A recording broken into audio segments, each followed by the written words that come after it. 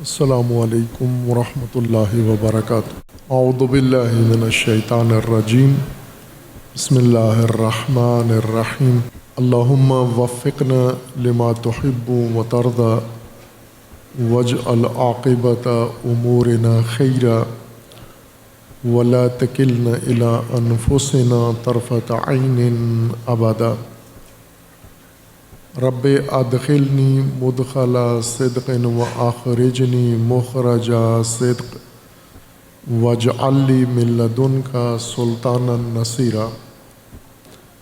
میلاد مسعود امیر المومنین امام المتقین مولا الموحدین حضرت علی ابن ابی طالب علیہ الصلاۃ والسلام، آپ تمام علماء کرام، حاضرین گرامی، جوانان عزیز اور تمام امت اسلامیہ کو بالخصوص راہروان راہ امامت و ولایت کو تبریک و تہنیت عرض ہے۔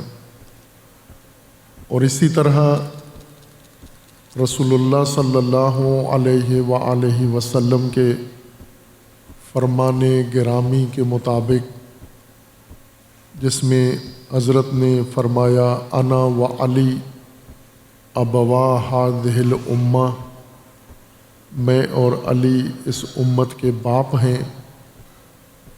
میلاد امیر المومنین علیہ الصلاۃ والسلام بزرگان دین کی طرف سے یوم تکریم والد و یوم تکریم پدر بھی ہے۔ تمام مومنین کو جو شرف والدیت و شرف پدرانہ رکھتے ہیں اور صاحب اولاد ہیں، ان تمام کو یہ یوم مبارکباد عرض ہے۔ اور اسی طرح اللہ تبارک و تعالی نے اپنے لطف و کرم سے ملت پاکستان، ملت تشیع پاکستان کو یہ عظیم الشان نعمت و ہدیہ و تحفہ جامعہ عروۃ الوثقی اپنے لطف خاص سے عنایت فرمایا ہے۔ اور یہ عطیہ 13 رجب کو وصول ہوا ہے، 13 رجب کو آغاز ہوا، افتتاح ہوا ہے۔ یہ تاسیس کا دن ہے۔ یہ بھی تمام طلاب جامعہ عروۃ الوثقی، اساتید جامعہ عروۃ الوثقی، بانیان جامعہ عروۃ الوثقی، معاونین جامعہ عروۃ الوثقی، کارکنان جامعہ عروۃ الوثقی اور تمام وابستگان اس مہد علمی کے ساتھ، اور بالخصوص علماء کرام اور آپ حاضرین گرامی کو مبارکباد عرض ہے۔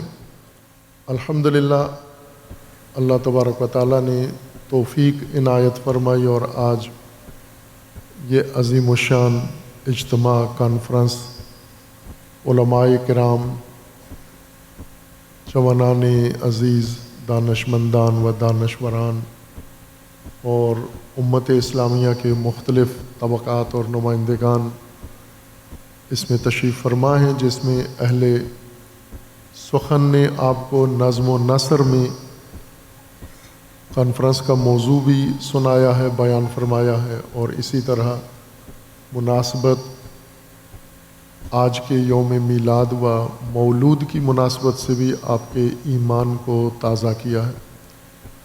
عنوان ہماری کانفرنس کا ہے نظام امامت، اور خصوصی عنوان اس کا امامت عامہ و امامت خاصہ ہے۔ تمہید اگر میں بیان کروں گا تو وقت سارا اسی میں صرف ہو جائے گا۔ میں اس ربط کے لیے جو تمہید ضروری ہے البتہ اسے چھوڑ کے اصل موضوع کے بارے میں عرض کرتا ہوں۔ عزیزان، گزشتہ روز خطبہ جمعہ کے اندر بھی میں نے اس موضوع کی طرف اشارہ کیا ہے کہ وہ قوم اور جمعیت جس کے پاس امام علی علیہ السلام جیسا راہبر، رہنما و امام ہو، امام حسین علیہ الصلوۃ والسلام جیسا رہبر و امام و پیشوا ہو، اور امام عصر اجل اللہ تعالی فرج و شریف جیسا رہبر و امام موجود ہو، اس جمعیت کو جس کی قیادت، جس کی پیشوائی، جس کی رہبری، جس کی امامت اتنی اعلیٰ ہو کہ اس کی کوئی مثال نہ ہو، اس کی کوئی نظیر نہ ہو، اس کی کوئی مثل نہ ہو، اس امت کو اس قیادت کے زیر سایہ اور اقتداء میں کہاں ہونا چاہیے، اس کا مقام کیا ہے۔ ہم پاکستان میں ہی اگر تشیع کو، ملت تشیع کو مد نظر رکھیں، جن کا افتخار ہے اور جن کو یہ اعزاز حاصل ہے کہ انہیں اہل البیت علیہم السلام کے مکتب سے تعلق ہے اور ولائے اہل البیت اللہ نے انہیں عطا فرمائی ہے، اس ملت کا مقام اس اعلیٰ قیادت کے نتیجے میں کہاں ہونا چاہیے تھا۔ ملت کا جیسا قائد ہوتا ہے، جیسا رہنما ہوتا ہے، جیسا پیشوا ہوتا ہے، اس ملت کو ویسا مقام نصیب ہوتا ہے۔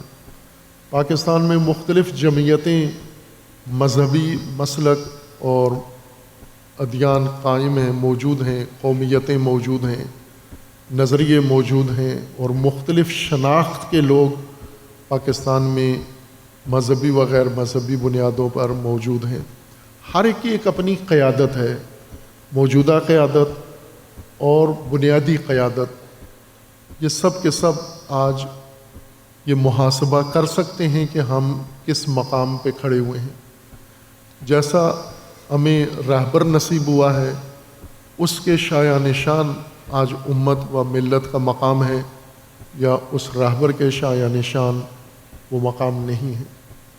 یہ بات قطعاً یقین کے ساتھ سب کہہ سکتے ہیں کہ امیر المومنین علیہ الصلوۃ والسلام کی قیادت و امامت میں جو مقام پیروان امیر المومنین کا ہر دور میں، ہر نسل میں، ہر سرزمین پر ہونا چاہیے تھا، کم از کم پاکستان میں موجود پیروان امیر المومنین آج اس مقام کے مالک نہیں ہیں۔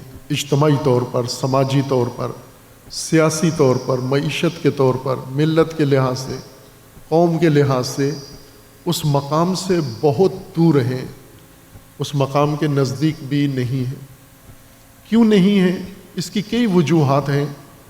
اس میں سے ایک وجہ یہ ہے کہ امیر المومنین نے اپنے پیروکاروں کے لیے، امت کے لیے جو منشور بنایا تھا، اس منشور کو ملت نے، جمعیت نے چھوڑ دیا اور انہیں اس کی جگہ پر دوسرا منشور دے دیا گیا۔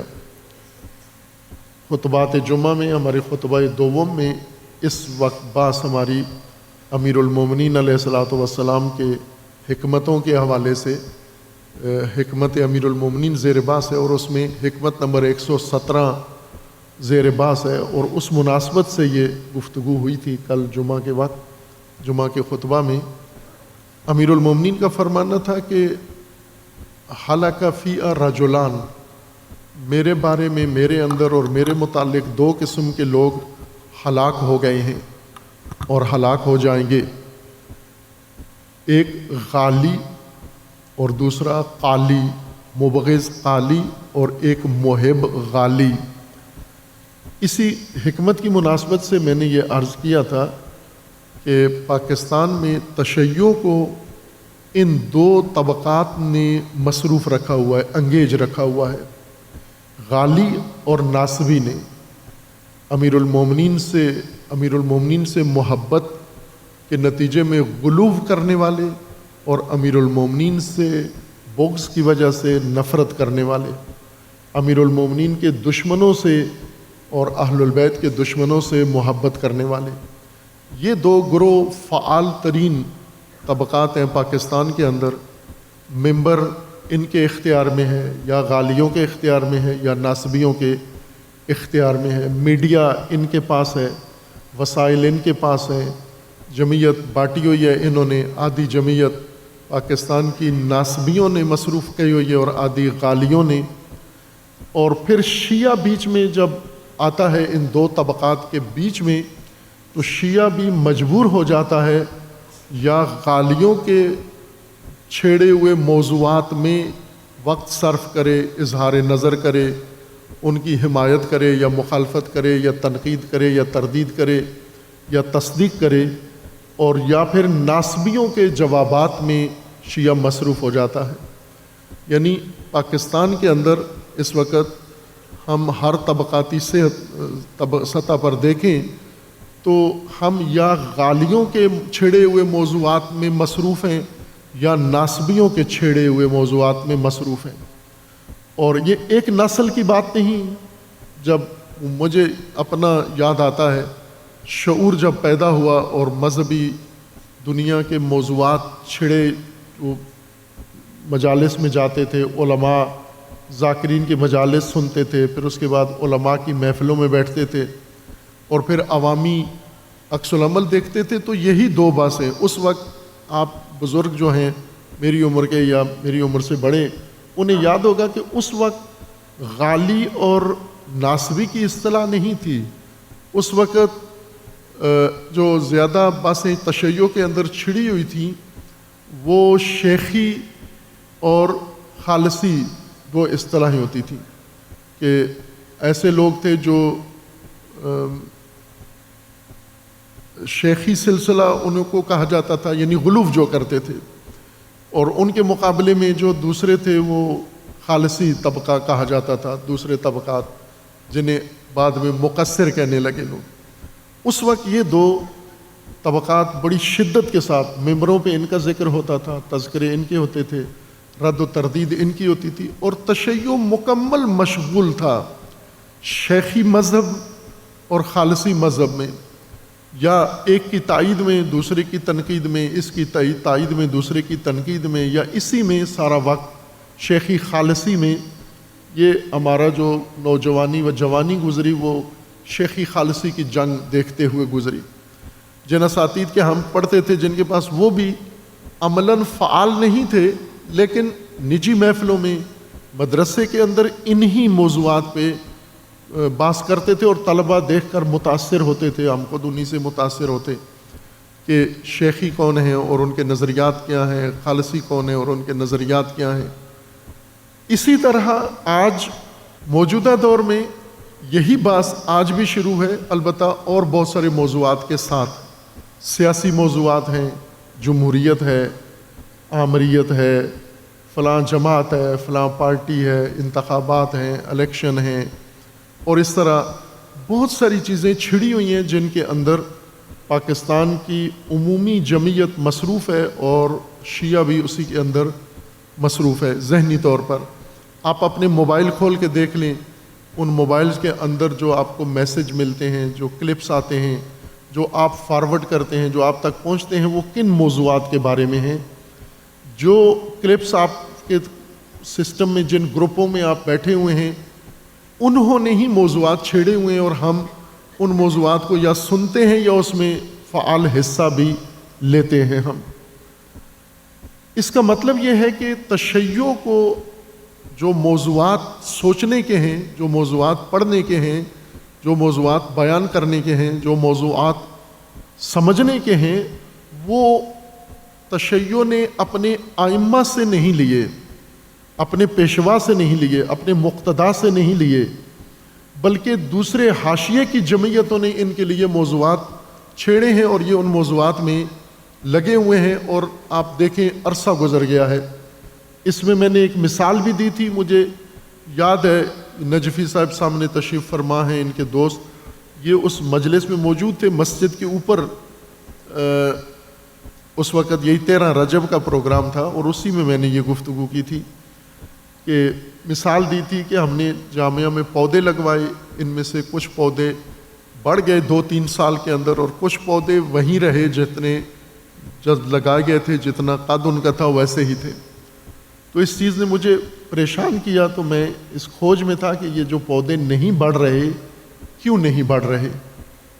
تو پھر ایک پودا نکلوایا کیاری سے، تو پتہ چلا کہ وہ تھیلی کے اندر لگا ہوا تھا۔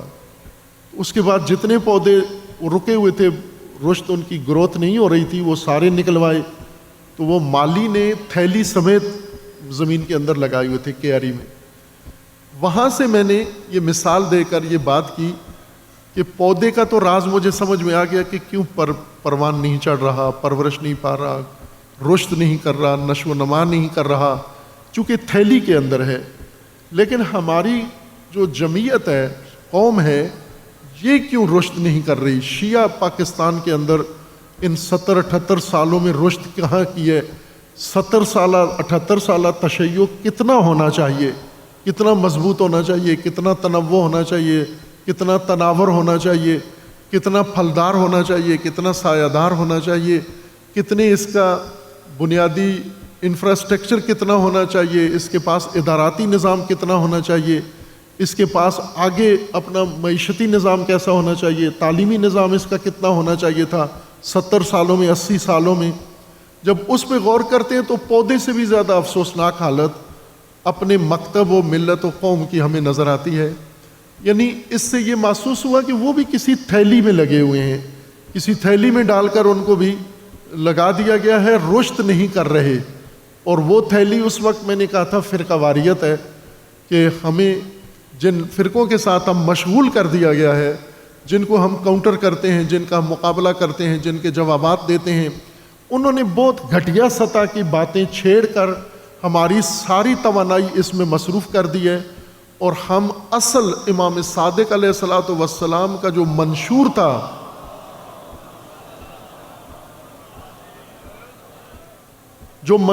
وہ منشور ہم کھول ہی نہیں سکے، اس کو پڑھنے کی فرصت ہی نہیں ہوئی. ہمارے ہر طبقے کے جو نمائندگان ہیں، خواہ وہ علماء ہوں، وہ مدرسین ہوں، محققین ہوں، سوشل میڈیا پر فعال لوگ ہوں، وہ سب ایک ہی چیز کے پیچھے لگے رہتے ہیں کہ دوسروں نے تشیع کے لیے کیا ایشو چھیڑا ہے، دوسروں نے تشیع پر کیا حملہ کیا ہے، دوسروں نے تشیع کی کون سی تار چھیڑ دی ہے. یہ سب کو چھوڑ چھاڑ کے سارے اس کو جواب دینے میں لگ جاتے ہیں، اور امام علی کا منشور کھولتے ہی نہیں ہیں. امام علی کا منشور نہج البلاغہ ہمارے گھروں کے اندر موجود ہے، اور وہ بند پڑا ہوا ہے. اس کا منشور کا کوئی حصہ ہم لے کر اپنا قومی نصاب نہیں بنایا، قومی منشور نہیں بنایا، اس کو قومی ڈاکٹرائن نہیں بنایا اس کو ہم نے، اور وہ اسی طرح بند پڑا ہوا ہے. امام حسین علیہ السلام کا منشور بند پڑا ہوا ہے. ہم رسومات کی حد تک امام حسین علیہ السلام کو خراج تحسین پیش کرتے ہیں، عقیدت کا اظہار کرتے ہیں، لیکن منشور عاشورہ و کربلا بند پڑا ہوا ہے. اس کو لے کر آگے نہیں بڑھے، اگلے مرحلے میں داخل نہیں کیا. امام جعفر صادق علیہ الصلوۃ والسلام کا منشور بند پڑا ہوا ہے، وہ منشور ہم نے کھولا نہیں، آگے نہیں بتایا. امام رضا علیہ الصلوۃ والسلام کا منشور خصوصاً جو ہم نے تمام تر عقیدتوں کے باوجود وہ کھولا نہیں، اس کو پڑھا نہیں، اس کو بیان نہیں کیا. اور سب سے بڑھ کر امام عصر اجل اللہ تعالی فرج و شریف کا منشور یہ ہم نے بند رکھا ہوا ہے، کھولا نہیں. چونکہ ہم مصروف ہیں مخالفین کے اندر، دشمنوں کے اندر، اور جو ہم پر حملہ ور ہوتے ہیں انہوں نے ہمارے لیے موضوعات چھیڑے ہیں. سب سے زیادہ وہ طبقات جنہوں نے تشیع کا وقت لیا ہے، ان میں سے ایک طبقہ غالی ہیں اور ایک طبقہ ناصبی ہیں، کہ ہم ان دو میں پھنسے ہوئے ہیں. ان دو کے چھڑے ہوئے موضوعات کو ہم ڈسکس بھی کرتے ہیں، گفتگو بھی کرتے ہیں، رد و تردید بھی کرتے ہیں، تصدیق و تائید بھی کرتے ہیں، انہی دو میں لگے ہوئے ہیں. اور انہوں نے ہمیں مصروف رکھ کے ہمارا وقت انگیج کر لیا، ہمیں اپنا منشور شروع کرنے نہیں دیا. اب وقت یہ آیا ہے کہ ہم بے شک دشمنوں سے قطع تعلق نہیں کر سکتے، چشم پوشی نہیں کر سکتے. جو مذہب پر حملے ہوتے ہیں، جو جمعیت پر حملے ہوتے ہیں، ان کا جواب دینا ضروری ہوتا ہے. لیکن جس طرح قرآن کریم نے، اللہ تبارک و تعالیٰ نے یہ سورہ نازل فرمائی، اور یہ آپ کو ازبر ہے، خصوصاً علماء کو، اب تو عوام کو بھی یاد ہے، فلولا نفر من کل فرقۃ منہم طائفہ لیتفقہوا فی الدین، کہ کیوں تم میں سے ایک گروہ، ایک طبقہ باقی سارے کام چھوڑ کے دین سیکھنے کیوں نہیں جاتے؟ یہ آیت نازل ہوئی جنگ کے زمانے میں کہ جب جنگی تیاریاں تھیں اور تمام مسلمین، تمام مومنین، تمام صحابہ، تمام قبائل، جو لوگ بھی حلقہ بگوش اسلام ہوئے تھے، سب نے جنگی تیاریاں شروع کر دیں، عورتوں نے، مردوں نے، بوڑھوں نے، جوانوں نے، چونکہ افرادی قلت تھی لہذا سب جنگ میں مصروف ہو گئے، جنگ کی تیاریاں کرنے لگے۔ تو اللہ تبارک و تعالیٰ نے رسول اللہ پر آیت اتاری کہ یہ کیا ہو رہا ہے، یہ سب کے سب جنگ میں چلے جائیں گے، پھر باقی معاملات کون دیکھے گا؟ اس لیے یہ آیت نازل ہوئی کہ جنگ کے مجاہدین جنگ کرنے جائیں، لیکن ہر قبیلے سے، ہر گروہ سے ایک طائفہ، ایک گروہ نکلے جو نفر کرے، دین کی خاطر جائے، تفقہ فی الدین کرے۔ تفقہ فی الدین کرے تو یہ پائیدار رہیں گے، تفقہ دین سے ان کی دینی بنیادیں مضبوط ہوں گی، اور پھر جہاد بھی فائدہ دے گا، جنگ بھی فائدہ دے گی۔ اس آیت کے تناظر میں اگر ہم دیکھیں تو تشیع سارے کا سارا یا سیاست میں لگ جاتا ہے، یا غالی کے اوپر لگ جاتا ہے، یا ناصبی کے پیچھے لگ جاتا ہے۔ جو منشور ہے ائمہ اطہار کا، امامت کا جو تشخص ہے اور جو پہچان ہے تشیع کی، وہ کھولنے کا موقع نہیں ملتا۔ ایک اور میں نے گزشتہ ایام میں ہی شاید چند مہینے پہلے ایک گفتگو کی تھی، جب رحمۃ اللہ علیہ کی برسی تھی شہادت کی، اس مناسبت پر ایک موازنہ کیا میں نے پاکستان کے تشیع اور لبنان کے تشیع کا۔ یہ بھی بات اگر کسی کو فرصت ملے تو یہ گفتگو بھی سنیں آپ، وہ بھی بہت کام کی گفتگو ہے، ہماری اپنی بیداری کے لیے گفتگو ہے۔ کہ 1947 میں پاکستان بنا تو ہم 1947 سے پاکستان کے تشیع کا جائزہ لیں۔ اس وقت تشیع کیا تھا؟ اس کے پاس تشیع کے پاس انفراسٹرکچر کیا تھا، شخصیات کتنی تھیں، بنیادیں کتنی تھیں، ادارے کتنے تھے، جمعیت کتنی تھی، مساجد کتنی تھی، امام بارگاہیں کتنی تھی، ممبر کتنے تھے، ذاکر کتنے تھے، خطیب کتنے تھے، یہ سارا جائزہ لیں 1947 کا۔ اور پھر اس کو لے آئیں 2025 میں، چونکہ یہ 2025 کی گفتگو تھی، اب 2026 میں ہیں ہم۔ 2026 تک جائزہ لیں کہ 1947 میں کیا تھا تشیع کے پاس اور آج 2026 میں کیا ہے۔ تو اس سے ہمیں تشیع کی رشد، تشیع کی نشو و نما اور تشیع کی ترقی کا اندازہ ہو جائے گا کہ ان 70-78 سالوں میں ہم نے اتنی ترقی کی ہے۔ پھر آپ چلے جائیں لبنان میں، اور لبنان میں 1947 میں تشیع کو دیکھیں کس حالت میں تھا، اور پھر 2025 میں آئیں دیکھیں لبنان میں تشیع کس حالت میں ہے۔ پھر ان دونوں کا موازنہ کریں آپ، وہ کہاں تھے، ہم کہاں تھے 1947 میں، اور آج 2025 میں وہ کہاں ہیں اور ہم کہاں ہیں۔ اس سے ہمیں اپنی مشکل، اپنی مصیبت کا احساس ہو جائے گا اس موازنے سے۔ 1947 میں وہ بہت کمزور تھے، وہ بنیادی شہری حقوق سے بھی محروم تھے، ان کے ہاں ہر چیز کی قلت تھی۔ تشیع لبنان میں 1947 میں وہ کام، ان کو شہری حقوق حاصل نہیں تھے، وہ تیسرے درجے کے شہری بھی نہیں تھے، انہیں سرکاری ملازمتوں میں کوئی حق نہیں تھا جانے کا، نہیں دیتے تھے، اور انہیں کاروباری میں دنیا میں کوئی نہیں تھا، حق اختیار نہیں تھا۔ باقی جو بھی ایک بنیاد ہوتی ہے معیشت کی بنیاد، وہ سب سے محروم تھے، تعلیم سے محروم، تربیت سے محروم، سکولوں سے محروم، اسپتالوں سے محروم، شہری حقوق سے محروم، یہ ان کی حالت تھی۔ لیکن 1947 میں تشیع پاکستان میں اتنا کمزور نہیں تھا جتنا لبنان میں کمزور تھا، بلکہ برعکس 1947 میں تشیع بہت نمایاں تھا، چونکہ تحریک آزادی کے زیادہ تر یعنی 60-70% رہنما شیعہ تھے، نواب شیعہ تھے، لیڈر شیعہ تھے، قائد اعظم شیعہ تھے، گورنر شیعہ تھے، بڑی بڑی پوسٹوں پر شیعہ فائز تھے، لینڈ لارڈ شیعہ تھے، جاگیردار شیعہ تھے۔ لبنان میں کوئی بھی لینڈ لارڈ جاگیردار شیعہ نہیں تھا۔ بس 1947 میں ہم نسبتاً مضبوط تھے لبنان کی نسبت، لیکن 1925 میں لبنان کا تشیع رشد کر کے ان تمام سالوں میں کہاں جا پہنچا، وہ آسمان پہ کہکشان کی طرح چمکنے لگا، اور 2025 میں پاکستان کا تشیع وہ آپ کے سامنے ہے، اس کی حالت کیا ہے، اور آج ان کا راستہ بند کر دیں، یہ راستہ کھلوانے کے قابل نہیں ہے۔ پارا چنار کا راستہ بند کر دیں، یہ راستہ کھلوا نہیں سکتے۔ زیارت کا راستہ بند کروا دیں، یہ راستہ کھلوا نہیں سکتے۔ ان کا جلوس بند کر دیں، یہ جلوس نکال نہیں سکتے۔ ان کی مجلس بند کر دیں، یہ مجلس نہیں کروا سکتے۔ ان کی کسی چیز پہ کوئی بھی آ کے SHO لیول کا بھی بندہ پابندی لگا دے، یہ وہ پابندی نہیں ہٹا سکتے۔ اور وہ وہاں جا پہنچے تھے کہ جہاں پر اسرائیل کا وجود انہوں نے خطرے میں ڈال دیا تھا۔ امریکہ جیسی سپر طاقت کو جنہوں نے شکست دے دی تھی، فرانس جیسی طاقت کو جنہوں نے اس علاقے سے ملک بدر کر دیا تھا، وہ بھی تشیع تھا، یہ بھی تشیع ہے۔ فرق کیا تھا؟ فرق یہ تھا کہ لبنان کا تشیع اس کو بہت جلد امام موسیٰ صدر جیسی قیادت میسر آئی۔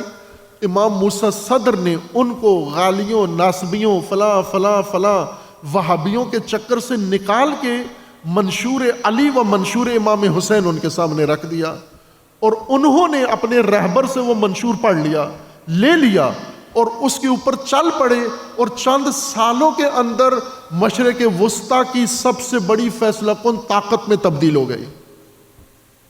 عدد کتنا تھا، گنتی کتنی تھی ان کی، ٹوٹل کتنے تھے وہ؟ ٹوٹل بہت زیادہ مبالغہ بھی کریں 10 لاکھ 10 لاکھ اتنی بڑی طاقت بن گئے۔ اور ہم کتنے ہیں؟ 5 کروڑ۔ پاکستان کے اندر شیعہ 5 کروڑ تعداد ہے۔ 5 کروڑ اپنی گلی نہیں کھلوا سکتا، 5 کروڑ اپنا بند راستہ نہیں کھلوا سکتا، 5 کروڑ اپنا ایک جزوی مطالبہ نہیں منوا سکتا، 5 کروڑ اسمبلی میں جانے کے لیے فاسد جماعتوں کے در پہ جا کے جھکنا پڑتا ہے اس کو، اور وہ مشرق وسطیٰ میں فیصلہ کن طاقت بن گئی۔ اس لیے ساری دنیا کی طاقت جمع کر کے ان کو سرکوب کرنے آئے، اور ان کی قیادت کو شہید کر لیا، لیکن وہ سر نہیں جھکایا انہوں نے۔ اور آج بھی اگر ڈرتا ہے کسی سے اسرائیل، اگر ڈرتا ہے کسی سے امریکہ، ڈرتا ہے کسی سے برطانیہ اور یہ عرب ملک، تو وہ فقط حزب اللہ سے ڈرتے ہیں اور حزب اللہ کی شاخوں سے ڈرتے ہیں۔ یہ بھی ایک تشیع تھا، اثنا عشری تشیع تھا، یہی تشیع تھا جو پاکستان میں ہے۔ فرق کیا تھا اس میں اور اس میں؟ وہ اتنے طاقتور اور ہم اتنے کمزور کیوں ہوئے؟ اس وجہ سے کہ ہمیں ہمارے مخالفین نے ہمارا ڈائلاگ کا موضوع دیا ہے، گفتگو کا موضوع دیا ہے، سوچنے کا موضوع دیا ہے، پڑھنے کا موضوع دیا ہے، بولنے کا موضوع ہم نے نہیں چنا اپنے لیے، اپنی نسلوں کے لیے، اپنے شاگردوں کے لیے، اپنے علماء کے لیے۔ ہمارے دشمنوں نے، مخالفین نے ہمارے سامنے ایجنڈا رکھا ہے، اور ہم ان کے ایجنڈے میں چل رہے ہیں۔ ابھی بھی سوشل میڈیا کھولیں، آپ سوشل میڈیا کھولیں، آپ کے معروف چینل اور معروف یوٹیوبر اور معروف ٹک ٹاکر اور معروف دوسرے چینلز کے اوپر لگے ہوئے تشیع کو کس طرف موڑ کے لے جا رہے ہیں، کیا باتیں چھیڑی ہوئی ہیں انہوں نے، اور پھر آپ کا کام کیا ہے؟ لائک کرنا ان کو۔ وہ ایکٹیوسٹ ہیں، وہ موضوع چھیڑتے ہیں، وہ ڈائلاگ کھولتے ہیں، وہ سبجیکٹ دیتے ہیں آپ کو، آپ لائک کرتے ہیں اور آپ ان کی حمایت کرتے ہیں۔ اس طرح پورا تشیع مشغول کر دیا گیا۔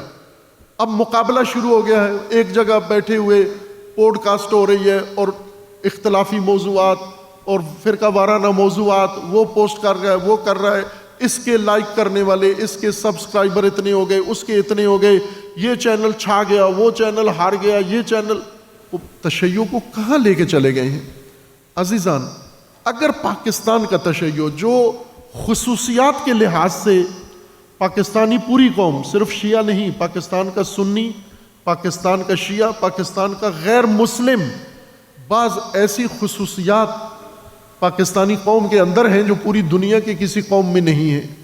یہ ایک بالکل مسلم مسئلہ ہے، موضوع ہے، نہ عرب دنیا میں، نہ ایرانیوں کے اندر یہ خصوصیات ہیں جو پاکستانیوں کے اندر پائی جاتی ہیں، اور نہ کسی اور قوم کے اندر، جو اللہ تبارک و تعالیٰ نے پاکستانیوں کو توانائی دی ہے۔ لیکن یہ توانائی سنی بھی ضائع کر رہا ہے، اور شیعہ بھی ضائع کر رہا ہے، مسلم بھی ضائع کر رہا ہے، غیر مسلم بھی ضائع کر رہا ہے۔ پاکستانی یہ تمام تر اعلیٰ صفات کے باوجود دوسروں کے چھیڑے ہوئے موضوعات، دوسروں کے ایجنڈے میں ہمیشہ مشغول رہتے ہیں، کام کرتے ہیں۔ اگر یہ اپنا منشور لیں، اپنا دستور لیں، اپنے پیشواؤں اور اپنے ائمہ سے دستور لیں، تو یہ بہت جلدی اس مقام تک پہنچ سکتے ہیں جس کے لیے تشیع کو مقرر کیا گیا، یا اللہ تبارک و تعالیٰ نے یہ امت وسط بنائی تھی۔ کس لیے بنائی تھی؟ اس لیے بنائی تھی کہ آپ کو دنیا کی قیادت کرنی ہے، آپ کو دنیا کی امامت کرنی ہے، آپ کو دنیا کی رہنمائی کرنی ہے، آپ کو دنیا کے اوپر نظارت کرنی ہے۔ جو قرآن آپ کو فریضہ سونپ رہا ہے، آپ وہ مقام شہادت و شہداء اللہ نے آپ کے لیے نظارت کا مقام رکھا ہے، تاکہ آپ شہداء ہوں تمام اقوام پر، تمام عالم پر۔ علامہ اقبال رحمۃ اللہ علیہ نے یہ قرآن کا پیغام سمجھا، امامت کا پیغام سمجھا۔ اقبال نے اسی لیے ہمیں متوجہ کیا کہ سبق نصاب بدلو، سبق چھوڑو، یہ سبق جو پڑھ رہے ہو ملازمت کا، یہ سبق جو خیانت کا، یہ سبق جو تفرقے کا پڑھ رہے ہو، یہ کتابیں بند کرو اور سبق وہ پہلا شروع کرو دوبارہ۔ علی ابن ابی طالب والا سبق پھر شروع کرو، حسین ابن علی والا سبق پھر شروع کرو، سبق پھر پڑھ، شجاعت کا، صداقت کا، عدالت کا، یا برعکس، ترتیب شاید اس طرح نہیں ہے علامہ اقبال کی، سبق پھر پڑھ، بھلے پہلے کیا ہے؟ صداقت ہے، عدالت ہے۔ سبق پھر پڑھ، صداقت کا، عدالت کا، شجاعت کا، لیا جائے گا تجھ سے کام دنیا کی امامت کا۔ سبق وہ پڑھ، عدالت کا سبق پڑھ، شجاعت کا سبق پڑھ، صداقت کا سبق پڑھ، امانت کا سبق پڑھ، کیونکہ تو نے امامت کرنی ہے۔ ابھی تیرے سبجیکٹ ملازمت والے ہیں سارے، ابھی تیرے سبجیکٹ سارے تفرقے والے ہیں، ذلت والے ہیں۔ یہ چھوڑ اور امامت کا درس پڑھ، امامت کا سبق سیکھ۔ اور پھر خود فرمایا کہ امامت کیا ہے، قوم کیا چیز ہے، قوموں کی امامت کیا ہے۔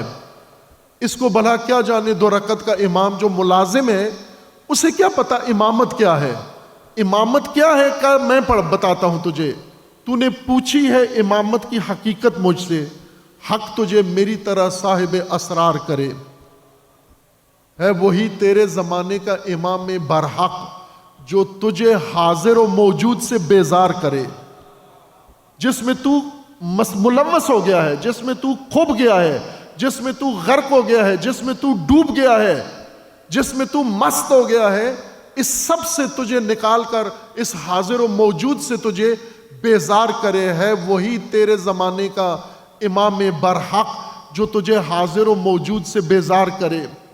موت کے آئینے میں دکھا کر رخ دوست، زندگی اور بھی تیرے لیے دشوار کرے۔ تیرے زمانے کا امام وہ ہے جو تجھے موت کے آئینے میں دکھائے، آئینہ دکھائے، اور زندگی تیرے لیے اور بھی دشوار کرے۔ فتنہ ملت بیضا ہے امامت اس کی جو مسلمان کو سلاطین کا پرستار کرے، جو مسلمانوں کو، ان حکمرانوں کا، ان سیاستدانوں کا پرستار بنائے۔ فتنہ ملت بیضا ہے، یہ فتنہ ہے اسلام کا، یہ فتنہ ہے تشیع کا۔ جو بھی امامت سے رخ موڑ کے طاغوتیت کی طرف اور سلاطین کی طرف ملت کا رخ موڑتا ہے، یہ فتنہ ہے ملت کے لیے۔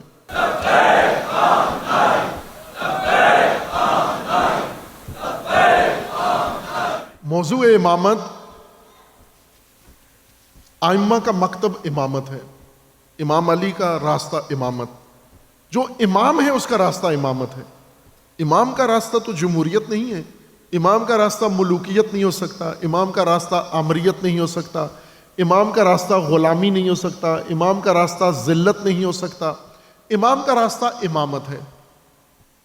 جو امامت سے ہٹیں گے، جہاں ہٹیں گے، آپ جان لو کہ ائمہ کے راستے سے، علی کے راستے سے ہٹ گئے ہو، آپ دور ہو گئے ہو، گمراہ ہو گئے ہو، آپ کو امامت کی طرف پلٹنا ہے۔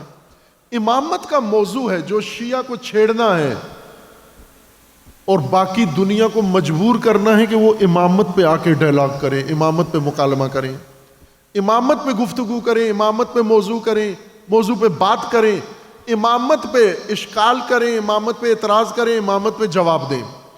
لیکن امامت والوں کو امامت چھڑا کر باقی طرف لے جائیں. جیسے موسیٰ کی قوم سے امامت چھڑا کے سامری نے جو کام کیا، ماہر تھا سامری، کہ موسیٰ کی قوم سے ڈائلاگ تبدیل کروا لیا. موسیٰ کی قوم نے، موسیٰ نے ڈائلاگ دیا تھا لا الہ الا اللہ، اللہ کے علاوہ کوئی معبود، کوئی الہ نہیں ہے، کوئی حاکم نہیں ہے. سامری نے آ کر کہا کہ یہ موسیٰ نے جو ڈائلاگ دیا ہے یہ ٹھیک نہیں ہے، گوسالہ بنا دیا، بچڑا بنا کے پیش کیا. قوم نے سامری کا موضوع سبجیکٹ لے لیا اور موسیٰ کا سبجیکٹ چھوڑ دیا اور سب سامری کے پیچھے چلے گئے. موسیٰ کا راستہ کیا تھا؟ امامت کا راستہ. ہارون کا راستہ امامت کا راستہ.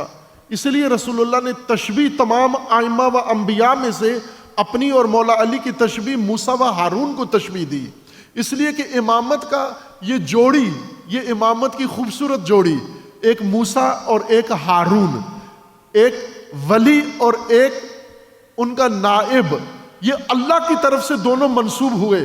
تو رسول اللہ کو یہ جوڑی پسند آئی اور پھر امیر المومنین کو فرمایا کہ میں موسیٰ ہوں، تو میرا ہارون ہے. یہ ولایت و امامت کی جوڑی ایک قرآن نے بیان کی، ایک رسول اللہ نے بیان کی. اور میں نے ایک مجلس میں، ایک اہل سنت کے بڑے شخصیت تھے، وہ ان کے سامنے یہ مجلس پڑھی میں نے، اور میں نے کہا کہ موسیٰ علیہ السلام کے ساتھ رسول اللہ نے اپنے آپ کو تشبیہ دی، مولا علی کو تشبیہ دی ہارون کے ساتھ. اور پھر اس میں صرف یہ نہیں کہا کہ صرف رشتہ میرا اور تیرا موسیٰ و ہارون والا ہے، نہ، تمام جہات سے یہ تشبیہ تھی، یعنی مشکلات و مصائب بھی تیرے میرے موسیٰ اور ہارون والے ہیں. اور وہ کیا تھے؟ کہا کہ جس طرح موسیٰ کے بعد ہارون تھے اور پھر ہارون کے مقابلے میں سامری تھا، اسی طرح اے علی تو میرا ہارون ہے اور پھر میرے بعد تیرے ساتھ بھی وہی ہوگا جو ہارون کے ساتھ ہوا ہے. وہ اہل سنت بزرگ آئے، انہوں نے کہا میں نے اس جہت سے کبھی بھی اس حدیث میں غور نہیں کیا تھا، اس پہلو سے میں نے نہیں غور کیا تھا. ان کے بقول کہ میری آپ نے آنکھیں کھول دی ہیں کہ وہ یہ بات جو ہارون کے ساتھ ہوئی، بنی اسرائیل نے جو رویہ اختیار کیا، وہی امیر المومنین کے ساتھ رویہ اختیار کیا. تو کہا کہ میری آنکھیں کھل گئی ہیں، اس رسول اللہ کی اس تشبیہ میں نے اس پہلو سے غور نہیں کیا تھا کبھی. سامری ہارون کی موجودگی میں قوم موسیٰ کو لے اڑا، سامری لے اڑا. یہی میں کہنا چاہ رہا ہوں آج. تشیع کو آج کا سامری لے اڑا، مولا علی سے لے اڑا، امام حسین سے لے گیا، امام عصر سے لے گیا. کہاں لے گیا؟ اپنے مرضی کے میدان میں لے گیا، اپنی مرضی کے ڈائلاگ میں لے گیا. تشیع کو واپس آنا ہے اپنے سبجیکٹ پر، اپنے سبق پر، اپنے مضمون پر، اپنے موضوع پر واپس آنا ہے، اور وہ موضوع ہے امامت کا. چونکہ امامیہ ہے، امامت کے موضوع پر واپس آنا ہے. وہ امامت کون سی امامت؟ وہ امامت جو صوفی نے نہیں تشریح کی.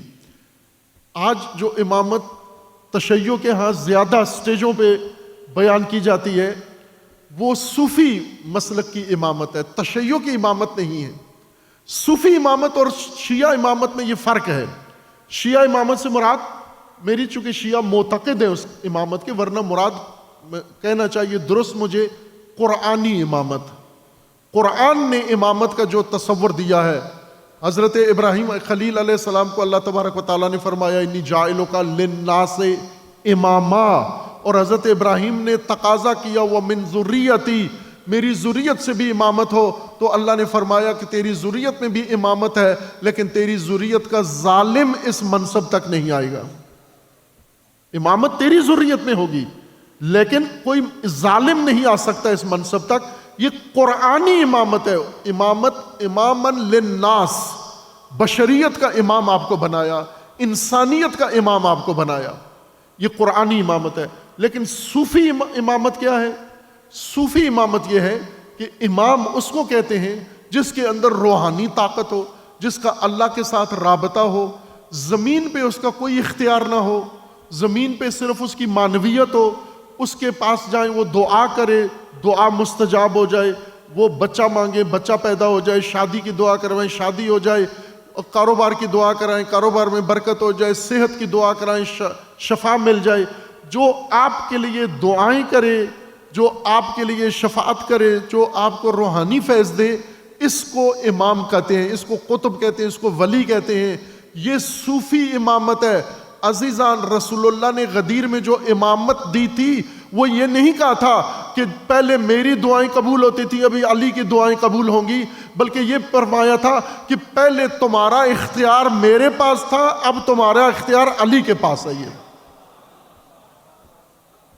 اختیار دیا تھا، نظام کی بات کی رسول اللہ نے، نظام اعلان کیا، نہ روحانی اور مانوی طاقت اعلان کی۔ روحانیت نہیں، روحانیت ایک الگ مسئلہ ہے، وہ درست ہے، وہ حقیقت ہے، لیکن امامت نظام ہے۔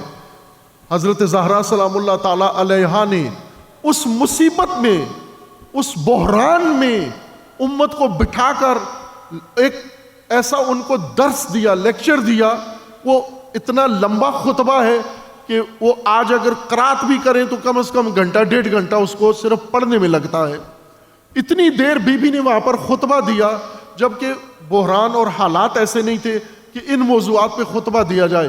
اس خطبے کا روح روان جملہ جو بی بی نے فرمایا کہ اللہ نے ایمان کو تمہارے لیے تطہیر قرار دیا ہے، اللہ نے نماز کو تمہارے لیے تنزیہ قرار دیا ہے، اللہ نے حج کو تمہارے لیے تشہیداً قرار دیا ہے، اور اللہ نے ہم اہل البیت کی امامت کو تمہارے لیے نظام قرار دیا ہے۔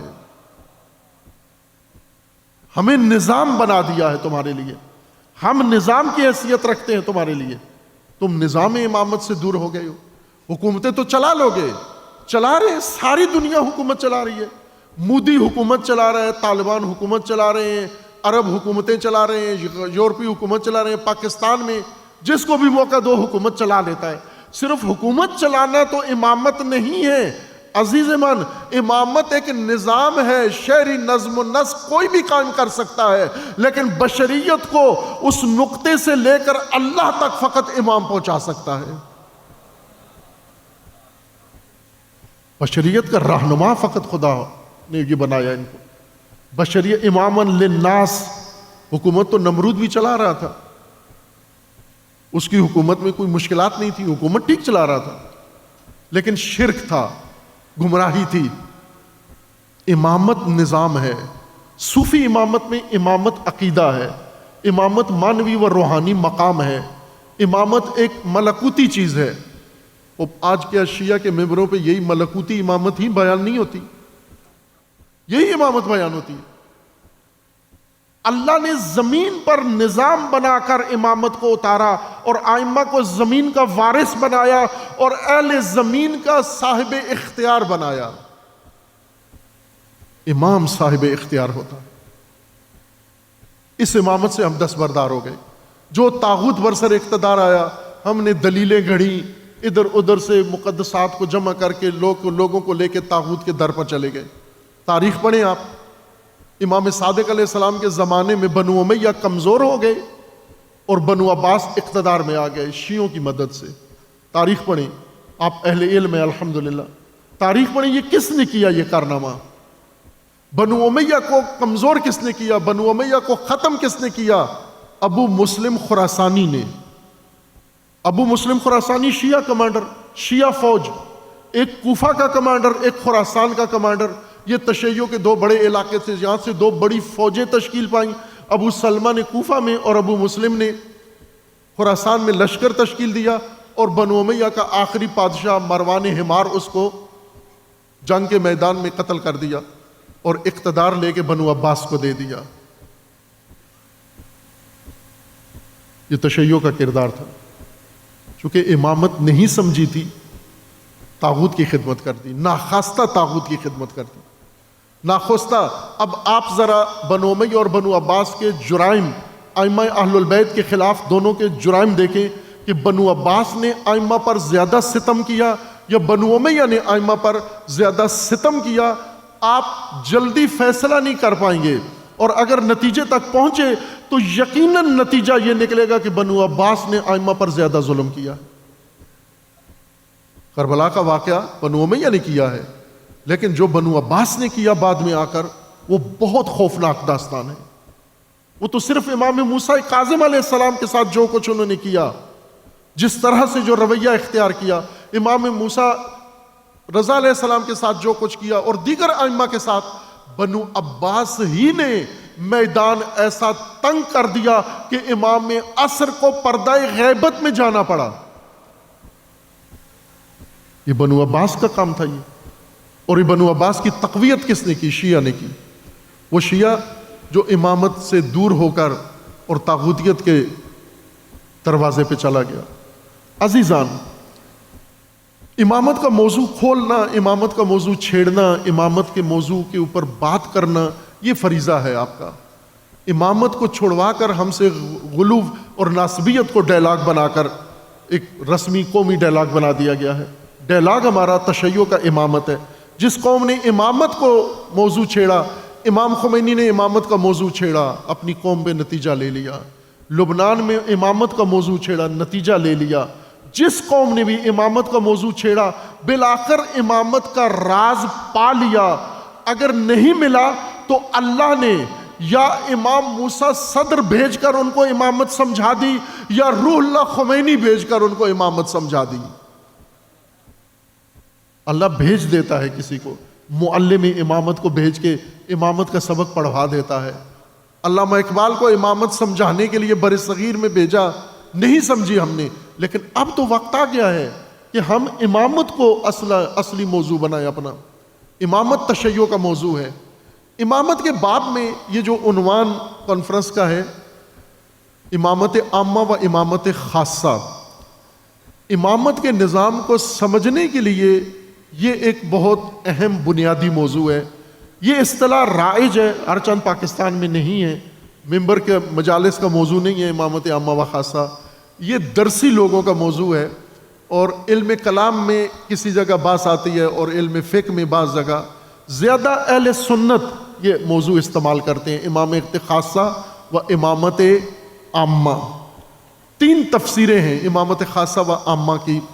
ابھی جب ہم نے کانفرنس کا موضوع عنوان کیا تو ہر آدمی نے یہ پوچھنا شروع کر دیا کہ امامت عامہ و خاصہ سے مراد کیا ہے، کس کو کہتے ہیں امامت عامہ و خاصہ؟ میں اشارتاً، ابھی وقت کم ہے، اشارہ صرف کرتا ہوں۔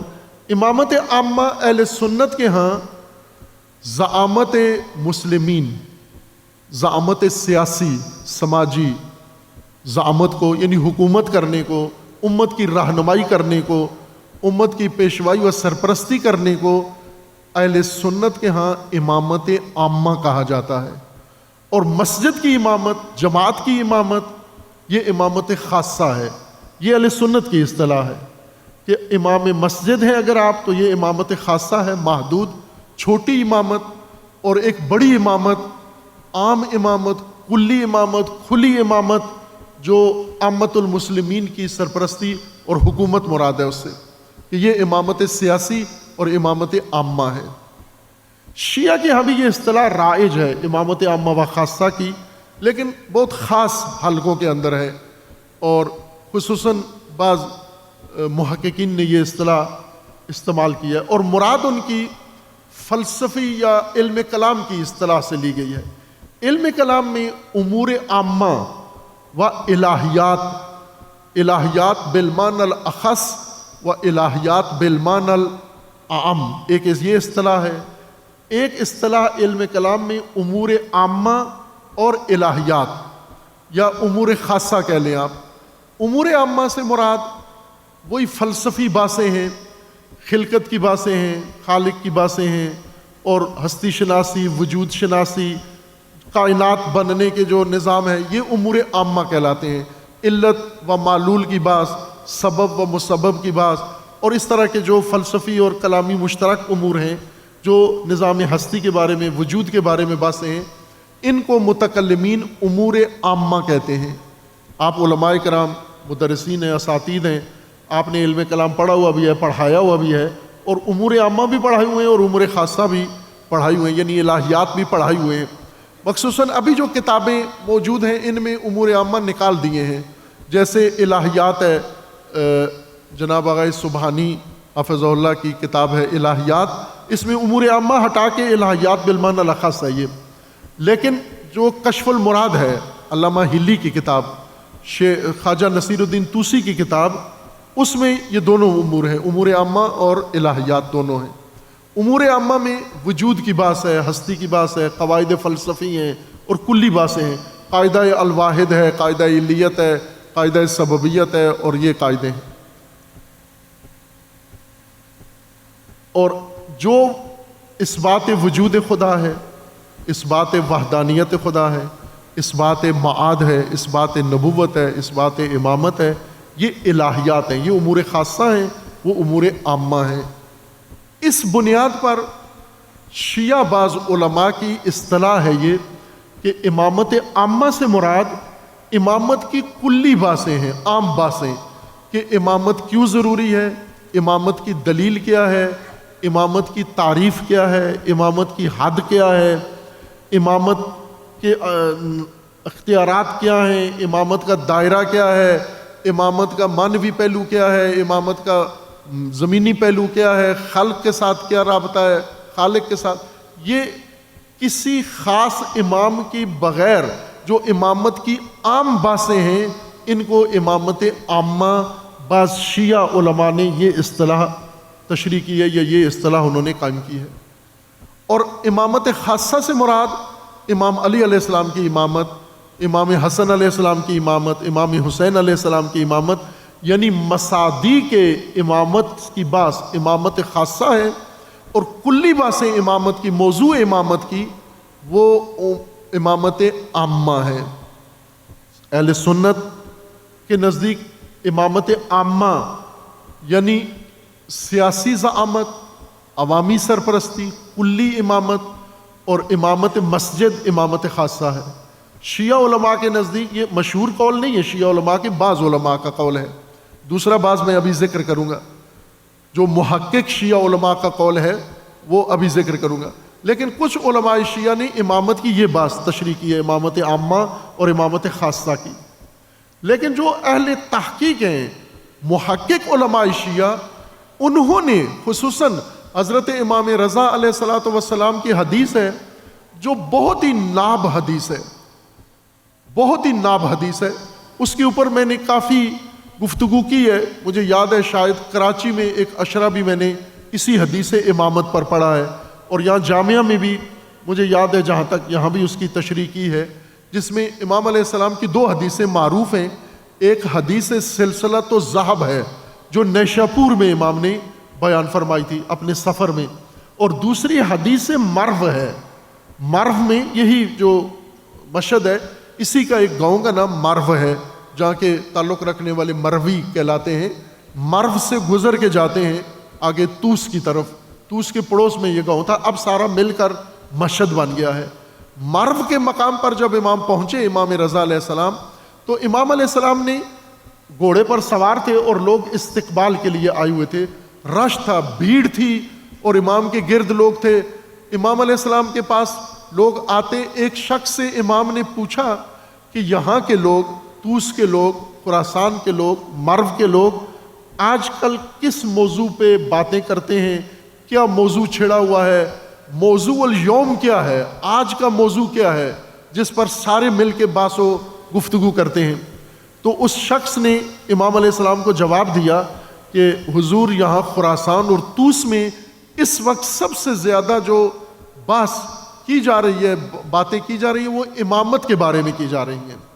امام علیہ السلام نے جب یہ بات سنی تو پھر اس کے بعد جلال کی حالت میں، ایک جلال کی حالت میں، ایک ولولے کے ساتھ امام نے گھوڑے پر بیٹھے ہوئے امام نے خطاب فرمایا کہ یہ امامت کی بات کر رہے ہیں، انہیں کیا پتا امامت کیا ہے، انہیں کیا معلوم امام کس کو کہتے ہیں۔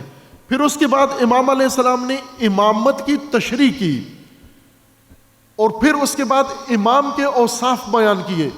یہ در حقیقت جامع ترین منشور ہے امامت کا، حدیث امام رضا علیہ السلام۔ آج میری نظر میں یہ تھا کہ میں آپ کی خدمت میں یہ حدیث پوری متن اس کا پڑھوں گا تاکہ آپ کو امامت عامہ و امامت خاصہ امام رضا علیہ السلام کے کلام میں خود محسوس ہو جائے کہ امام امامت عامہ بھی بیان کر رہے ہیں اور امامت خاصہ بھی بیان فرما رہے ہیں۔ امام رضا علیہ السلام کے حدیث کی روشنی میں امامت عامہ سے مراد وہی امامت ہے جو قرآن میں ہے، جس کا تقاضا حضرت ابراہیم خلیل علیہ السلام نے اللہ تبارک و تعالیٰ سے کیا، اور وہ امامت جو ازل سے چل رہی ہے، انبیاء کے زمانے سے چل رہی ہے۔ قرآن کریم کی متعدد آیات ہیں جن میں اللہ تبارک و تعالیٰ کا فرمانا ہے کہ ہم نے جن کو نبی بنایا ہے، جن کو امام، جن کو رسول بنایا ہے، ان کو امام بھی بنایا ہے۔ وَجَعَلْنَاهُمْ أَئِمَّةً يَهْدُونَ بِأَمْرِنَا، ہم نے ان نبیوں کو، اس سے پہلے نبیوں کا نام ہے، انبیاء کا نام ہے، ایک فہرست پوری انبیاء کی ذکر فرمائی، اور پھر اس کے بعد فرمایا کہ یہ نبی سارے یہ ہم نے امام بھی بنائے ہیں۔ وَجَعَلْنَاهُمْ أَئِمَّةً، یہ ہمارے بنائے ہوئے امام ہیں، يَهْدُونَ بِأَمْرِنَا، یہ ہمارے امر سے لوگوں کی ہدایت کرتے ہیں۔ امامت رسالت و نبوت کے ہمراہ شروع ہوئی، بعد میں شروع نہیں ہوئی۔ ہم نے جو امامت بیان کی ہوئی ہے، پڑھی ہوئی ہے کہ رسول اللہ کے بعد اللہ تعالیٰ نے نبوت کے بدلے میں امامت شروع کی، نہ، ایسا نہیں ہوا۔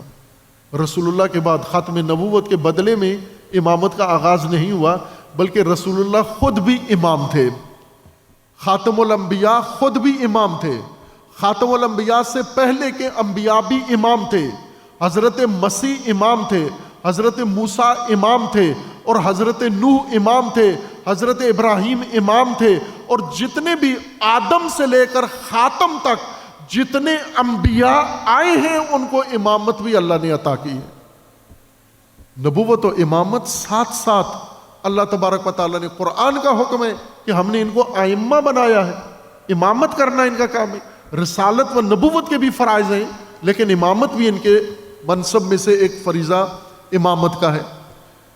یہ اصطلاح قرآن میں ہے اور یہ اصطلاح احادیث میں ہے، جس کے نتیجے میں ایک اصطلاح جو علم کلام میں رائج ہے، نبوت عامہ اور نبوت خاصہ۔ امامت عامہ اور امامت خاصہ کی اصطلاح وہ نبوت عامہ و نبوت خاصہ کی طرح ہے، وہ امور عامہ اور امور خاصہ کی طرح نہیں ہے، یا وہ اہل سنت کے ہاں کہ زعامت سیاسی اور مسجد کی امامت کی اصطلاح یہ نہیں ہے مراد امامت عامہ سے۔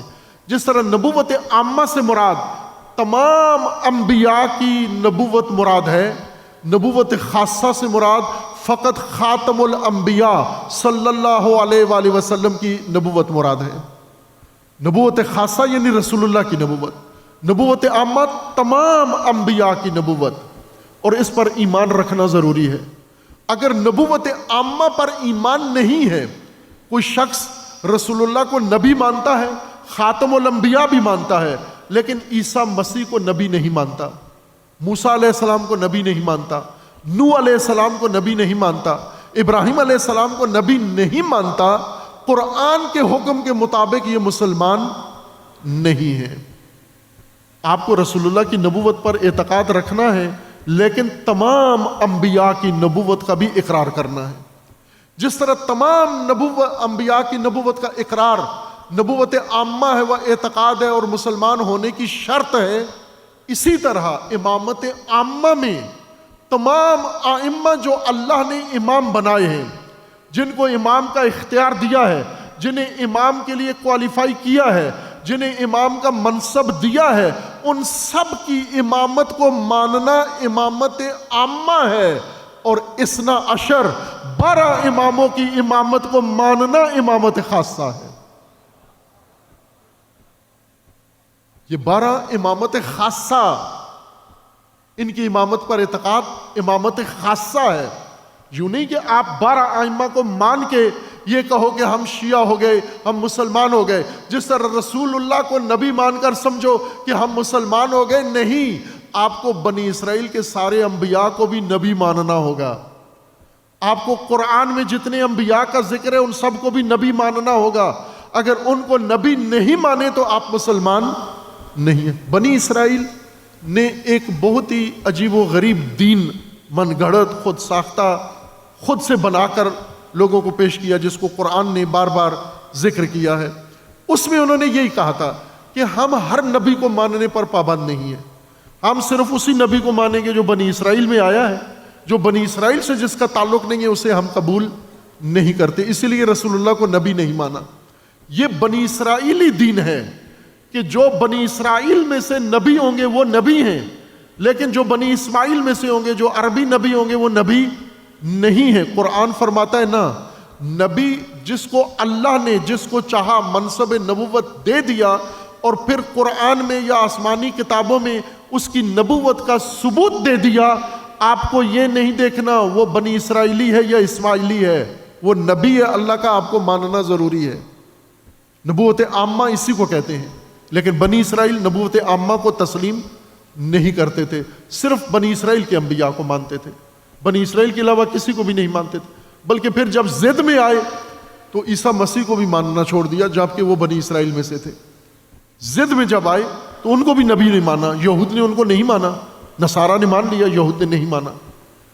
امامت عامہ کا مطلب تمام وہ ہستیاں، تمام وہ شخصیات، تمام وہ اہل لوگ جن کو اللہ نے منسوب کر کے امام بنایا ہے، یا جن کو اللہ نے ایک ضابطہ بنا کر امامت کا اہل قرار دیا ہے، ان سب کی امامت کو ماننا امامت عامہ ہے۔ اور اثنا عشر 12 اماموں کی امامت پر اعتقاد رکھنا، معصوم امام کی امامت پر اعتقاد رکھنا امامت خاصہ ہے۔ یہ جو ابھی آیہ کریمہ یا محقق اہل سنت کے پڑھ کے گئے آپ کے سامنے، اطیعوا اللہ و اطیعوا الرسول و اولی الامر منکم، پڑھ کے گئے نا ابھی، اور اس کی تشریح بھی کر کے گئے کہ اطیعوا تکرار نہیں ہوا۔ انہوں نے اپنا نتیجہ لیا اس سے، معلوم نہیں آپ نے غور سے ان کی گفتگو سنی یا نہیں۔ پراچا صاحب کی بہت جید عالم ہیں، بڑے دانشور ہیں، بڑے محقق ہیں، اور انہوں نے دقیق باریک نقطے بیان کیے کہ قرآن کا فرمانا ہے اطیعوا اللہ و اطیعوا الرسول و اولی الامر منکم۔ اولی الامر کی جب باری آئی تو لفظ اطیعوا تکرار نہیں ہوا، بلکہ اطیعوا الرسول پر عطف ہو گیا کہ اطاعت رسول کرو اور اطاعت اولی الامر کرو، اللہ کی اطاعت کرو، رسول کی اطاعت کرو، اور اولی الامر کی اطاعت کرو، جو صاحب امر ہے۔ یعنی اولی الامر اسی مادہ ولی سے ہے، ولی اور اولی ایک ہی مادہ سے، ایک ہی معنی ہے۔ ولی امر کا مطلب ہوتا ہے جس کو فرمان دینے کا اختیار ہے، اتھارٹی، جس کو اللہ نے حکم دینے کا اختیار دے دیا ہے، یہ ولی امر ہوتا ہے۔ اولی الامر یعنی صاحب اختیار، جس کو اللہ نے امر دینے کا اختیار دے دیا ہے۔ رسول اللہ نے فرمایا کہ جس کا میں مولا اس کے علی مولا، یعنی جس کا اختیار میرے پاس تھا اب اس کا اختیار اللہ علی کے پاس آ گیا ہے۔ ولی کا مطلب، ولایت کا مطلب اختیار ہے۔ یہ جہاں بھی بات آئے، ولی کے 70 معنی نہیں ہیں، دین کے 70 معنی نہیں ہیں۔ یہ بات جو ہم نے سنی ہو، یہ طالب علموں کے کان پکے ہوئے ہیں کہ جو بھی قرآن میں اصطلاح آتی ہے کہتے ہیں اس کے 70 معنی ہیں، نہیں ہے 70 معنی، ایک ہی معنی ہے۔ ولی کا ایک ہی معنی ہے صاحب اختیار، جس کو اللہ نے کسی کا اختیار دے دیا ہو۔ دوست بھی ولی ہوتا ہے لیکن بے اختیار دوست نہیں، وہ دوست ولی کہلاتا ہے خصوصاً جو آپ کے کچھ امور کا اختیار بھی رکھتا ہو ساتھ۔ آپ کے دوستوں کو کچھ چیزوں کا اختیار ہوتا ہے، وہ آپ کو مشورہ کا اختیار رکھتے ہیں، وہ آپ کو رہنمائی کا اختیار رکھتے ہیں، وہ آپ کے بہت سارے معاملات آپ خود ان کے سپرد کرتے ہیں۔ یہ دوست جن کے سپرد آپ کوئی کام کرتے ہیں اور وہ اس کا اختیار لے لیتے ہیں، ان دوستوں کو ولی و اولیاء کہا جاتا ہے۔ اختیار کے بغیر کوئی ولی نہیں ہوتا۔ اولی الامر جس کو اللہ نے امر کا اختیار دے دیا۔ اس وقت پاکستان میں رہنے والے شیعہ، آپ کے اوپر امر، حکومتی امر، سیاسی امر کا اختیار کس کے پاس ہے؟ آپ کس کے امر پر زندگی گزار رہے ہو اس وقت؟ موجودہ، آج کی موجودہ حکومت کے دور میں امر کس کا چلتا ہے؟ چھٹی کس کے کہنے پہ کرتے ہو؟ شہباز شریف کے کہنے پہ۔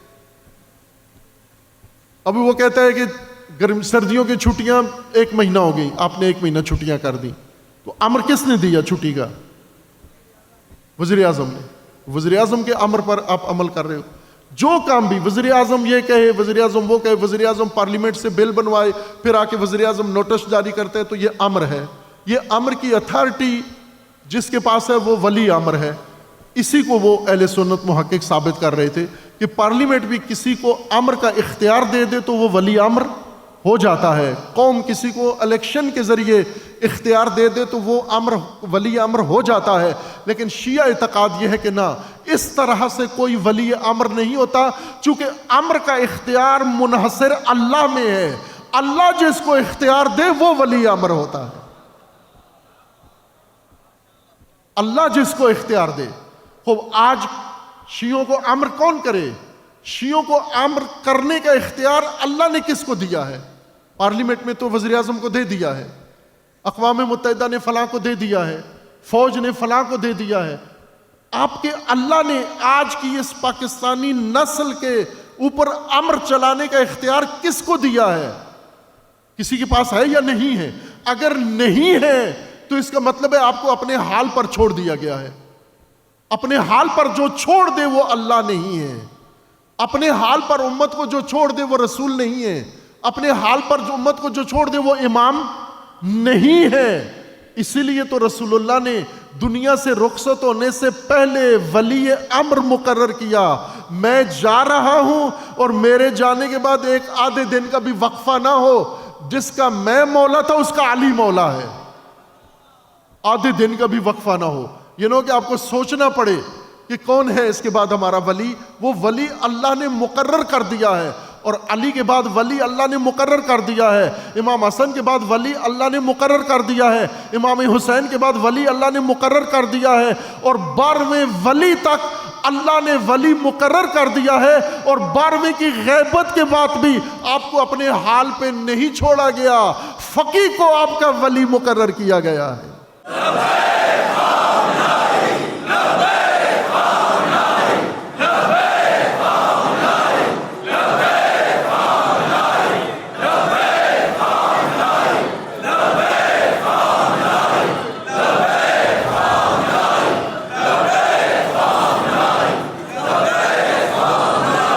یہ بنی اسرائیل کا دین ہے کہ بنی اسرائیل میں سے جو نبی ہوگا ہم اسے نبی مانیں گے، اور بنی اسرائیل میں سے جو نبی نہیں ہوگا ہم اسے نبی نہیں مانتے، اگرچہ وہ خاتم الانبیاء ہی کیوں نہ ہو. نہیں مانا بنی اسرائیل نے خاتم الانبیاء کو. صرف اس وجہ سے نہیں مانا کہ وہ بنی اسرائیل میں سے نہیں تھے. انہیں کہا کہ آپ کے اندر نبوت کی ساری نشانیاں ہیں، دلائل سارے ہیں، ثبوت سارے ہیں، لیکن ہم نہیں مانتے چونکہ ایک چیز کی قلت ہے، کمی ہے، اور وہ یہ کہ آپ بنی اسرائیل میں سے نہیں ہیں. اللہ تبارک و تعالیٰ نے لعنت کی ہے ان کے اوپر، جھوٹا کہا ہے ان کو، محرف دین کہا ہے ان کو. انہیں کہا کہ تم نے یہ دین خود گھڑا ہے، یہ اللہ نے نہیں اتارا. اللہ نے تو فرمایا تھا جس کو میں نبی بنا دوں تمہیں اس کو نبی ماننا ہوگا. نبی تمہارے اختیار اور خاندان سے نہیں ہوگا، جس کو میں بنا دوں. تو امام بھی اللہ کی طرف سے ہے. اللہ تبارک و تعالیٰ نے امامت کا نظام منصب اللہ نے بنایا ہے. تمام انبیاء کو امام بنایا ہے. یہ امامت عامہ ہے، تمام انبیاء کی امامت.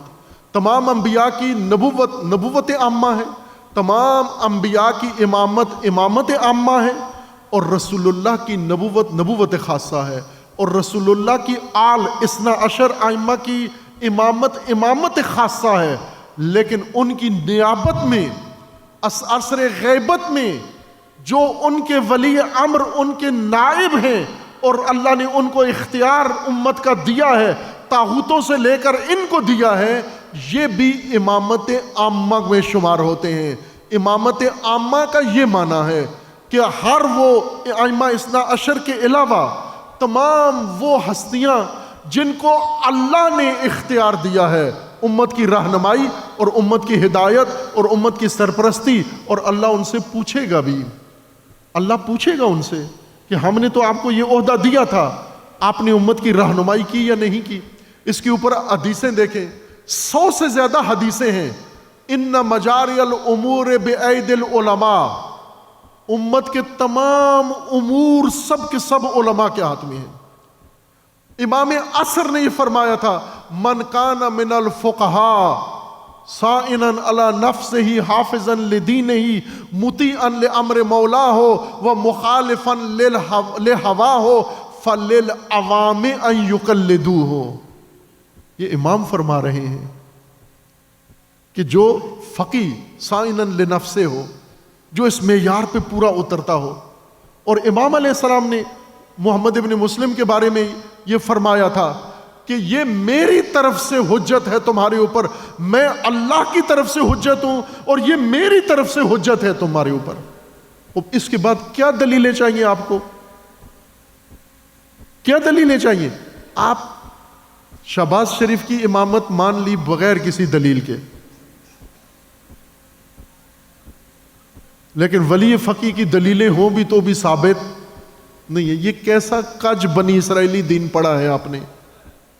یہ کیسا دین پڑھا ہے کہ گوسالہ رب ہو سکتا ہے لیکن موسیٰ کا خدا نہیں ہو سکتا، سامری رہبر ہو سکتا ہے لیکن ہارون رہبر نہیں ہو سکتا. فرق کیا ہے؟